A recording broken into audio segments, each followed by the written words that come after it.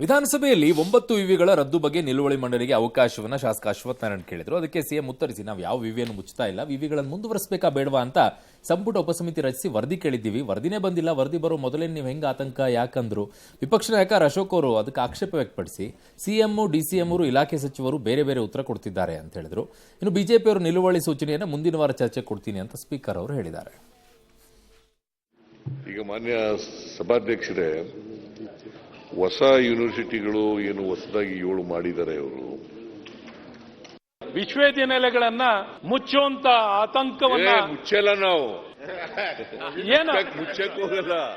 ಆತಂಕ ನಿರ್ಮಾಣ ಮಾಡಿದ್ದೀರಾ. ನಾವು ಯಾವ ಯೂನಿವರ್ಸಿಟಿಗಳನ್ನು ಕೂಡ ಮುಚ್ಚಲ್ಲ. ಅದನ್ನ ಮುಂದುವರಿಸಬೇಕೋ ಬೇಡವೋ ಅಂತೇಳಿ ಒಂದು ಕ್ಯಾಬಿನೆಟ್ ಸಬ್ ಕಮಿಟಿ ಮಾಡಿದ್ದೀವಿ. ಡೆಪ್ಟಿ ಚೀಫ್ ಮಿನಿಸ್ಟರ್ ಅದರ ಅಧ್ಯಕ್ಷರಾಗಿದ್ದಾರೆ. ಅವ್ರು ಇನ್ನೂ ವರದಿ ಕೊಟ್ಟಿಲ್ಲ. ವರದಿ ಕೊಡಕ್ಕೂ ಮುಂಚಿತವಾಗಿ ಅವ್ರಿಗೆ ಆತಂಕ ಶುರುವಾಗಿದೆ. Cabinet sub committee meeting report ಬಂದ ಮೇಲೆ ಕ್ಯಾಬಿನೆಟ್ನಲ್ಲಿ ತೀರ್ಮಾನ ಮಾಡಿ ಮುಂದುವರಿಸಬೇಕು ಬೇಕೋ ಬೇಡವೋ ಅಂತ ತೀರ್ಮಾನ ಮಾಡ್ತೀವಿ. ನಮಗೆ ಏನ್ ಆತಂಕ ಅಂದ್ರೆ, ಮುಖ್ಯಮಂತ್ರಿಗಳು ಹೇಳ್ತಾ ಇರೋದು ಬೇರೆ, ಉಪಮುಖ್ಯಮಂತ್ರಿಗಳು ಹೇಳ್ತಾ ಇರೋದು ಬೇರೆ. ಏನಂತ ಹೇಳ್ತಾ ಇದ್ದಾರೆ? ಉನ್ನತ ಶಿಕ್ಷಣ ಸಚಿವರು ಬೇರೆ. 3 ಜನನು ಡಿಫರೆಂಟ್. ಇಲ್ಲ ಇಲ್ಲ ಇಲ್ಲ, ಎಲ್ಲ ಒಂದೇ ಹೇಳ್ತಾ ಇರೋದು. ಒಂದೇ ನಿಮಿಷ ಸರ್. ಡೆಪ್ಟಿ ಸಿಎಂ ಅವರು ಪತ್ರಿಕಾ ಹೇಳಿಕೆ ಕೊಟ್ಬಿಟ್ಟಿದ್ದಾರೆ. ಈ ತರ ನಮ್ಮ ಸಮಿತಿ ನೇಮಕ ಆಗಿತ್ತು, ಅದರಲ್ಲಿ ನಾವು ಮುಚ್ಚಬೇಕು ಅಂತ ತೀರ್ಮಾನ ಹೇಳಿಕೆ ಕೊಟ್ಬಿಟ್ಟವ್ರೆ. ಬೀಗ ಹಾಕಲ್ಲ ಅಂದಂಗ ಆಯ್ತಿದ್ದು ಅಷ್ಟೇ. ಈಗ ಇದನ್ನು ಮುಂದಿನ ವಾರ ನಾನು ಚರ್ಚೆಗೆ ತಗೊಳ್ತೇನೆ. ಸರ್, ಇರೋ ವಿವಿಗಳನ್ನೇ ನಿಭಾಯಿಸಿಕೊಳ್ಳುವಂತ ಪರಿಸ್ಥಿತಿಯಲ್ಲಿಲ್ಲ ಇವರು. ಕಂಡು ಕಡೆ ಎಲ್ಲ ತೆಗೆದಿದ್ದೇ ತಪ್ಪು. ಹೌದು, ಆಯಾ ಪೊಲಿಟಿಕಲ್ ರೀಸನ್ಸ್ಗೆ ಮಾಡ್ಕೊಂಡು ಹೋದ್ರಿ. ಜಿಲ್ಲೆಗೊಂದು, ಕೆಲವು ಕಡೆ ಜಿಲ್ಲೆ 2 ಥರ, ಅದ್ಯಾವುದೋ 1-2 ಆಗಿರ್ಬೇಕು. ಆ ಥರ ನನ್ನ ಪ್ರಕಾರದಲ್ಲಿ ಗೊತ್ತಿಲ್ಲ ನನಗೆ. ಮಾಡ್ಕೊಂಡೋದ್ರಿ. ಮಾನ ಮರ್ಯಾದೆ ಬೇಡವಾ? ಯೂನಿವರ್ಸಿಟಿ ಅಂದರೆ ಅದಕ್ಕೊಂದು ವ್ಯಾಪ್ತಿ ಇರಬೇಕು, ಅದಕ್ಕೊಂದು ಯೂನಿವರ್ಸಿಟಿಗಳಿಗೆ ಮಾನ ಮರ್ಯಾದೆ ಹೆಂಗೆ ತರಬೇಕು ಅನ್ನೋದನ್ನ ಯಾರೂ ಪ್ಲಾನ್ ಮಾಡಲಿಲ್ಲ. ಅದಕ್ಕೆ ಏನು ಕೊಡಬೇಕು ಫೆಸಿಲಿಟಿ ಅಂತ ಇನ್ನೂ ಇಲ್ಲ. ಒಂದು ಯೂನಿವರ್ಸಿಟಿಗೂ ಇವತ್ತು ಟಾಪ್ ರ್ಯಾಂಕಿಂಗ್ ತಗೊಂಡ್ಬಿಟ್ರೆ 1000ಕ್ಕೂ ಬರ್ತಿರೋ ಇಲ್ವೋ ನೀವು? 1000ಕ್ಕೆ. ಆ ಮೈಸೂರು ಯೂನಿವರ್ಸಿಟಿ ಒಂದಿತ್ತು, ಅದನ್ನು ಹಾಳು ಮಾಡಿ ನೆಗೆದು ಬಿದ್ದು ಕೊಕ್ಕರಳ್ಳಿ ಕೆರೆಗೆ ಹಾಕ್ಬಿಟ್ರಿ, ತಗೊಂಡೋಗಿ ಅದನ್ನು ಎಗರಿಸ್ಬಿಟ್ರಿ. ತೋರಿಸ್ರಪ್ಪ, ಯಾವ್ದಪ್ಪ ನಿಮ್ಮ ಯೂನಿವರ್ಸಿಟಿ ಟಾಪ್ 1000 ಒಳಗಡೆ ಇದ್ದೀರಿ, ತೋರಿಸ್ರಪ್ಪ ನೋಡೋಣ. ಅವಳಿ ಆಧಾರ ನೋಡಬಿಡ್ತೀನಿ ನಾನು. ನಮ್ಮ ಕರ್ನಾಟಕ ಯೂನಿವರ್ಸಿಟಿ ಇತ್ತು, ಅದನ್ನು ಹಂಗೆ ಮಾಡಿಟ್ಟರು ಸರ್. ಕರ್ನಾಟಕ ಯೂನಿವರ್ಸಿಟಿ ಒಂದು ಹಂತದಲ್ಲಿತ್ತು, ಫುಲ್ ಅಂತಲ್ಲ. ಮೈಸೂರು ಯೂನಿವರ್ಸಿಟಿ ವಾಸ್ ಟಾಪ್ ಅಲ್ಲಿ. ಹಾಳು ಮಾಡಿ ಕುಲಗೆಡ್ಸಾಕ್ಬಿಟ್ಟು ಎಲ್ಲ ಚಿಂದಿ ಮಾಡಾಕ್ಬಿಟ್ರು ಹಿಡ್ಕೊಂಡು. ಆ ಯೂನಿವರ್ಸಿಟಿ ಬೇಕಂತೆ ಪಿಂಕ್ ಹಾಕೊಂಡು ನೆಕ್ಕಕ್ಕ. ಅದೇನು ನಂದಿನಿ ಹಾಲಿನ ಬೂತೆ ಕೇಂದ್ರನೇ ಕಂಡು ಕಡೆ ತೆಗಿಯೋಕ್ಕೆ ಪಾರ್ಕಲ್ಲಿ. ಎಸ್. ಇನ್ನು ಸಿಲಿಕಾನ್ ಸಿಟಿಯಲ್ಲಿ ಮತ್ತೆ ಕಸದ ವಿಲೇವಾರಿ ಉಲ್ಬಣವಾಗಿದೆ. ಬಿಟಗಾನಹಳ್ಳಿ ಡಂಪಿಂಗ್ ಯಾರ್ಡ್ ಬಳಿ ಬೆಂಗಳೂರಿನ ಕಸ ವಿಲೇವಾರಿಗೆ ಸ್ಥಳೀಯರು ವಿರೋಧವನ್ನು ವ್ಯಕ್ತಪಡಿಸಿದರು. ಹೀಗಾಗಿ ಬೆಂಗಳೂರು ನಗರದ ಹಲವೆಡೆ ಕಸದ ರಾಶಿ ಲಾರಿಗಳು ಹಾಗೆ ನಿಂತುಬಿಟ್ಟಿದ್ವು. ಈ ಬಗ್ಗೆ ಡಿಸಿಎಂ ಡಿಕೆ ಶಿವಕುಮಾರ್ ಸದನದಲ್ಲಿ ಸ್ಪಷ್ಟನೆಯನ್ನು ಕೊಟ್ಟಿದ್ದಾರೆ. ಇನ್ನು ಶಕ್ತಿಸೌಧದ ಮುಂದೆಯೇ ಕಳಪೆ ಕಾಮಗಾರಿ ಬಟಾಬೈಲಾಯಿತು. ಕೆಂಗಲ್ ಗೇಟ್ ಚಾಲುಕ್ಯ ಸರ್ಕಲ್ ಕಡೆ ಹೋಗುವ ಮುಖ್ಯ ರಸ್ತೆಯಲ್ಲಿ ರಸ್ತೆ ಕುಸಿದಿತ್ತು. ಬ್ಯಾರಿಕೇಡ್ ಅಳವಡಿಕೆ ಮಾಡಿದ್ದಾರೆ. ಬೇಗ ಗುಂಡಿ ಮುಚ್ಚಿ ಅಂತ ವಾಹನ ಸವಾರರು ಕೇಳ್ತಾ ಇದ್ದಾರೆ.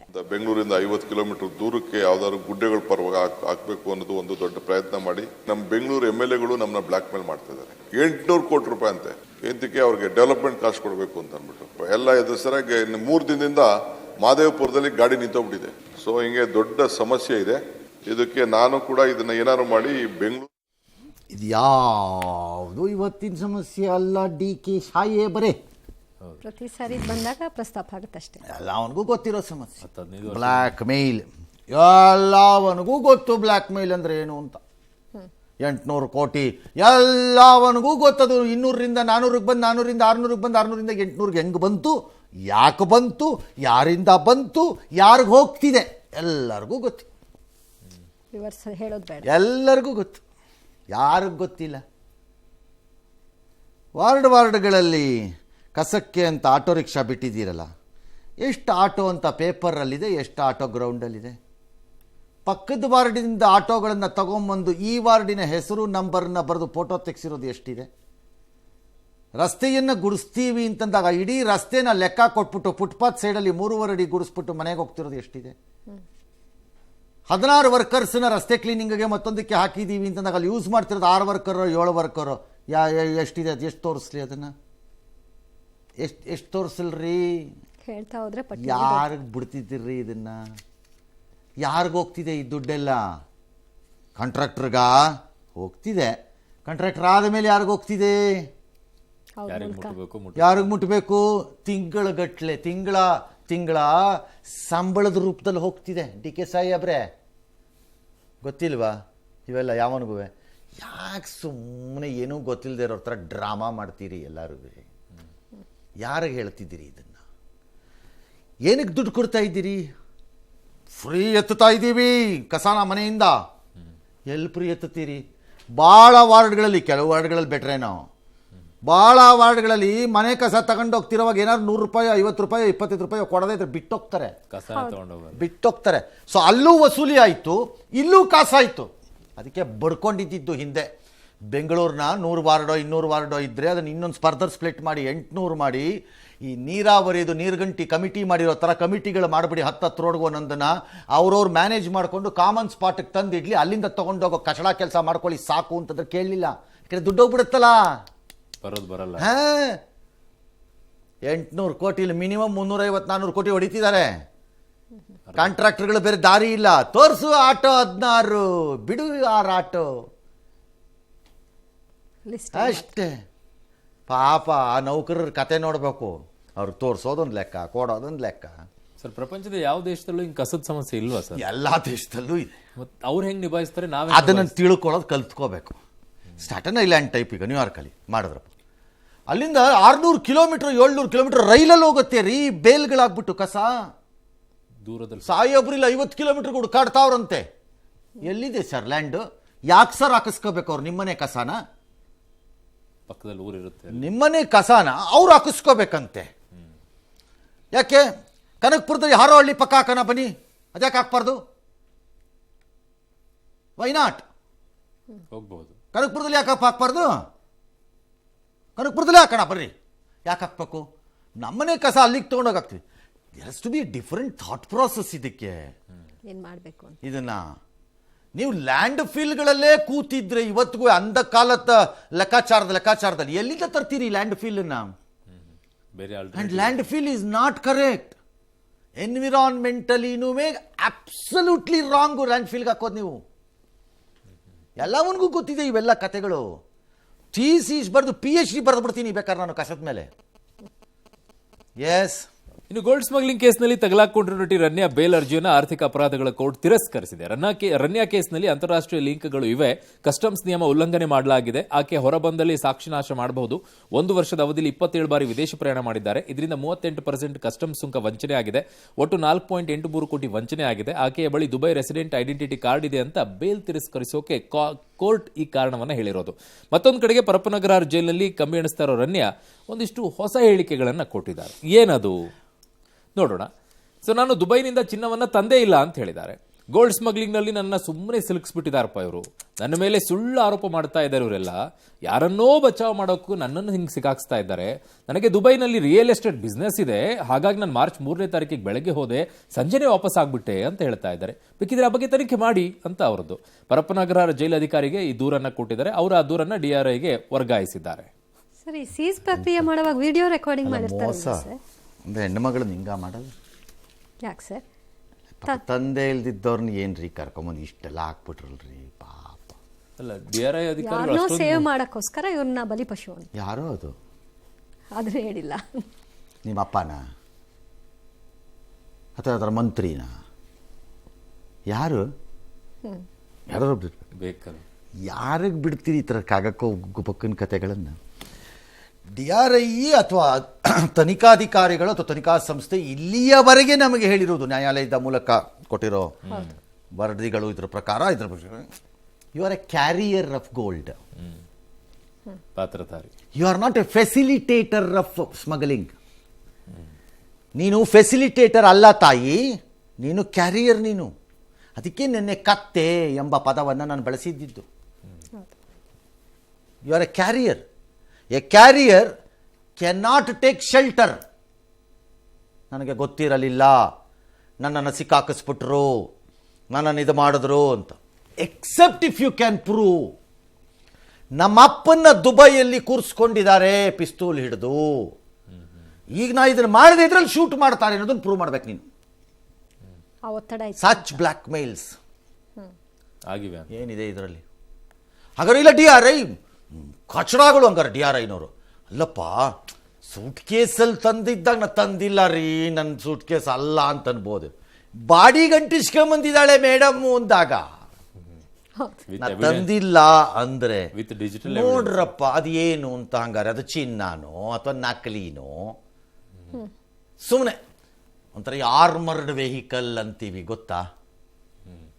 ಆರ್ಮರ್ಡ್ ವೆಹಿಕಲ್ ಅಂತ ಆರ್ಮಿ ಅಥವಾ ಈ ದೊಡ್ಡ ದೊಡ್ಡ VVIPಗಳಿಗೆ ಇರುತ್ತೆ. ಗುಂಡು ಬೀಳಬಾರ್ದು ಅಂತ, ಗುಂಡು ಹೊಡೆದ್ರೆ ಪಟಕ್ ಅಂತ ಹೊಡೆದ್ರೆ ಗುಂಡು ಬೀಳಬಾರ್ದು, ಅವ್ರ ಕಾರ್ಗೆ ಅವ್ರಿಗೆ ಇದಾಗಬಾರ್ದು. Armoured vehicle, bullet proof vehicle ಥರ ಮಾಡಿ ಆ ಟೈಪು ಮೇಡಮ್ ಪಾಪ ಎಲ್ಲ ಮೈಗೆಲ್ಲ ಅಂಟಿಸ್ಕೊಂಬಂದಿದ್ರೇನು ಚಿನ್ನನ ಆರ್ಮರ್ಡ್ ಆಗಿರಲಿ ನನ್ನ ಬಾಡಿ ಅಂತ, ಅಥವಾ ಅದು ಬೋಗಸ್ ಚಿನ್ನ ಇರಬೇಕು. ಇಲ್ಲ ಗೋಲ್ಡ್ ಅಲ್ಲ, ಅದು ಪ್ಯಾಕ್ ಬೂರ್ಡೆ ತಗೊಂಬಂದು ಕತ್ತೆ ಕಾಯ್ತಾ ಇದ್ಲಂತ ಈ ಮೇಡಮ್ಮು. 10 ಸರಿ ಜಡ್ಜ್ ಮುಂದೆ ಹೋದ್ಯಲ್ಲಮ್ಮ ನೀನು, ಹೇಳ್ಬೋದಾಗಿ 4 ಸರಿ ಹೋದ್ಯಲ್ಲ ಜಡ್ಜ್ ಮುಂದೆ. ಹೇಳ್ಬೇಕಿತ್ತು. ಮಣ್ಣು ತಿಂತಿದ್ಯಾಗ ಜಡ್ಜ್ಗೆ ಹೇಳ್ಬೇಕು ತಾನೇ ಅದನ್ನ. ಹೌದು. ಅಲ್ಲಿ ಹೋಗ್ಬಿಟ್ಟು ಜೈಲರು ಕೊಡಕ್ಕೆ ದೂರ್ನ. ಹಾಯ್, ನೀವೆಲ್ಲ ಇದನ್ನ ನಂಬಬೇಕಂತೆ ಜನ. 4 ಸರಿ ಜಡ್ಜ್ ಮುಂದೆ ಹೋಗಿದ್ದಾರೆ, ಹೌದು. ಕಣ್ಣೀರ ಕಣ್ಣು ನಿಂತಿದ್ಯಂತೆ. ಅಲ್ಲ ಇದನ್ನ ಕೊಡ ಹಿಡ್ಕೊಂಡು ಹೇಳ್ಬೇಕು ತಾನೇ ಜಡ್ಜ್ಗೆ. ನಾನು ಅಲ್ಲ ಸರ್ ತಂದೆ ಇಲ್ಲ ಸರ್, ನನ್ನ ಬಾಡಿನಲ್ಲಿ ಚಿನ್ನ ಇಲ್ಲ, ನಾನು ಹಾಕೊಂಡಿದ್ದೊಂದು ಸರಾನೂ ಇಲ್ವಲ್ಲ ಸರ್ ನನ್ನ ಹತ್ರ, ನನ್ನ ಮೇಲೆ ಹಿಂಗೆ ಮಾಡ್ತಿದಾರಲ್ಲ ಸರ್ ಹೇಳ್ಬೇಕಲ್ಲ. ಹೌದು. ಎಸ್, ಮಗಳು ರನ್ಯಾನಿಂದ ದೂರ ಇದ್ದಾಳೆ ಅಂತ ಅವರ ತಂದೆ ರಾಮಚಂದ್ರ ರಾವ್ ಅವರು ಹೇಳಿಕೆ ಕೊಟ್ಟಿದ್ರು. ಈಗ DRI ತನಿಖೆಯಲ್ಲಿ ಹೊಸ ವಿಷಯ ಗೊತ್ತಾಗ್ತಾ ಇದೆ. ಮಾರ್ಚ್ 3ರಂದು DRI ರನ್ಯಾ ಮೊಬೈಲ್ ನ ಸ್ವಿಚ್ ಆಫ್ ಮಾಡಿದ್ರಂತೆ. ಈ ವೇಳೆ ಪ್ರೋಟೋಕಾಲ್ ಅಧಿಕಾರಿ ಬಸವರಾಜ್ ಅವರಿಗೆ ವಾಟ್ಸ್ಆಪ್ ಕಾಲ್ ಮಾಡಿದ್ದಾರೆ ರಾಮಚಂದ್ರ ರಾವ್. ಮಗಳ ಬಗ್ಗೆ ತಿಳ್ಕೊಳ್ಳೋಕೆ ಕಾಲ್ ಮಾಡಿದ್ರ ಅನ್ನುವಂಥ ಅನುಮಾನ ಇದೆ. ಶಿಷ್ಟಾಚಾರ ಉಲ್ಲಂಘನೆ ಮಾಡಿದ್ದಾರೆ ಅನ್ನೋ ಬಗ್ಗೆ DIG ವಂಶೀಕೃಷ್ಣ ನೇತೃತ್ವದಲ್ಲಿ ತನಿಖೆ ಆಗ್ತಾ ಇದೆ. ಇನ್ನು ನಿನ್ನೆ ರನ್ಯಾ ಮನೆಯಲ್ಲಿ ಇಡೀ 12 ತಾಸು ಶೋಧ ಮಾಡಿ 4 ಬ್ಯಾಗ್ನಲ್ಲಿ ದಾಖಲೆಗಳನ್ನು ತೆಗೆದುಕೊಂಡು ಹೋಗಿದ್ದಾರೆ.